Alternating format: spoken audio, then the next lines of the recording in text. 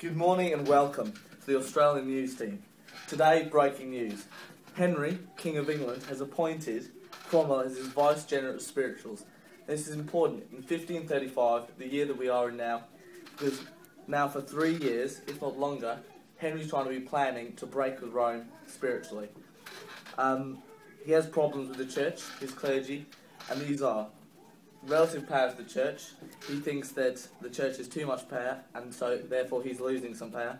Prima Nure, which is the problem where the church looked to God and the Pope before the king himself, and the church's legal independence. Now, Henry's dealt with these so far. 1532, a key year, where first, in his first Act of Annexation, he demanded that there was no payment towards Rome, so that they could not benefit, and that therefore they make a split. Also in 1532, the submission of the clergy. Now this is important because it stopped Prima Nure, because they had to obey to the king, and they promised that he was solely in charge of them. And then finally, the supplication of the ordinaries, where there was no church law unless given by King Henry. Now, we've lined up some killer conversations for you to see today over with Sam Dovey. Hi mate, I'm Sam Dovey, and I've come from down under today to come to London. Now, it's snowed overnight, so it's obviously a bit more chilly, but we're going to go and speak to the famous clergyman Chris Froggatt. So come on, come over here.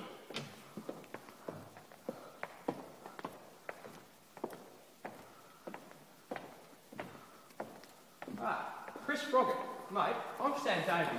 Just a couple of words, please. Sure. Nice to meet you. Nice to meet you.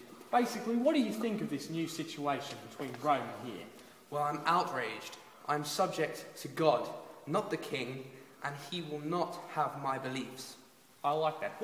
How is this going to affect you in any way in your lifestyle? Well, I believe I'm going to be charged with Prima Nure, which will be unfair, and I will probably be taxed a lot of money for this. And just last question now, what do you think is going to happen in the future? I'm most likely going to lose my job and going to have to result in working in a house maybe. I'm not really sure. Awesome. Thank you for your time, Chris Froggatt. Nice to meet you, mate. Nice to meet you. Guess what, mate? I am lucky enough to speak to King Henry VIII himself. Come on, follow me. I'm just going to ask him a few questions. King Henry, sir, is it okay if I ask you a few questions? If you're fast. Basically, I'd like to know what you've done recently. Well, I've had a great success with the first Act of Annexation, supplication of the ordinaries, and submission of the clergy. That's a fair answer. What is the result of this? Well, as a result, I've gained far more power, and I'm extremely thrilled about this. What is the future for England and its new policy? Well, I'm feeling a bit of a divorce with Catherine of Aragon. Wait, sir. Isn't this to do with the clergy rather than your divorce? I said, now get out! That didn't go too well. Okay, mate. Basically, I've come into the streets of London to check out what the public think of this. So, oh look, there's a farmer. Let's go, mate. Let's go and check him out. Excuse me, sir. Farmer, you over there. Come over here, mate. I'd like to ask you a few questions. Right? Well, basically, what do you think of this new policy of Henry VIII taking power? Well, what do I think? It doesn't really affect me, to be honest, but it's hard.